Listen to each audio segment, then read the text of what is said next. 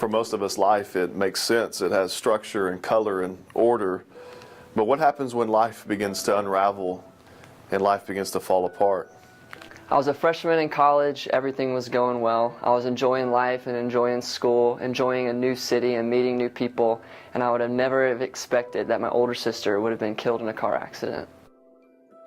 When you have a seizure, you have to go 6 months without driving, without doing all kinds of things. It never was a point where I absolutely wanted to die. It's just that life got so overwhelming and so confusing that I just didn't want to live anymore. When you're 15 years old, you don't expect to wake up and go to the doctor for a sore throat and end up in 2 different hospitals and come out to find you have diabetes type 1, and doctors say there's nothing you did to cause it, nothing you could do about it. It's just something that's genetics and something you have. You know, at first it was tough to see why would this injury happen. You know, I go to church, I read my Bible, I try to be a good person, and I still don't know what his plan is.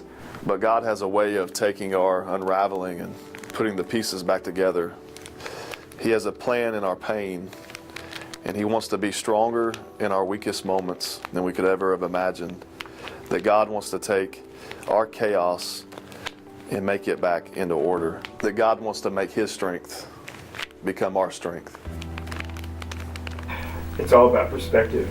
That when I truly understood how weak I was compared to how strong He has proven Himself, then it makes it a little easier each day to trust Him even more and understand that He is my strength and He's the only strength that I have. But in the midst of all that chaos and the worst moment of my life, God really taught me that it's okay to be honest with Him, and He actually wants to know how you feel about things. He wants to know what makes you sad, what makes you happy. And God really taught me that through this circumstance in life, the highs or lows, He wants to know you truly for who you are, and He wants to know the real you. Just surrounding myself by godly people and just remembering that God has a plan better than anything I could even imagine, it just comforts me and fills me up with peace. Through all of the bad things that you go through in life, Christ is in those things. And you have to be stronger, and you have to be able to be happy, and you have to have prayer, and you have to have Christ, because it's not going to be easy without Him. It's not easy dealing with this disease.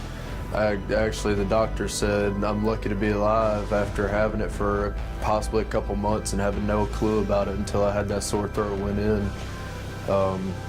But it's just something that's helped me look towards God and realize that He does have a plan for my life, and it's drawn me closer to Him in the way that I look to Him for comfort, and I know that He's going to work this out.